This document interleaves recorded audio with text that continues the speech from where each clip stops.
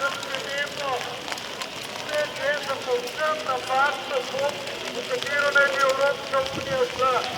Stvar je pa zelo enostavna. Prvič, želijo postopke, v katerih vsak individualno deluje ljudstvo.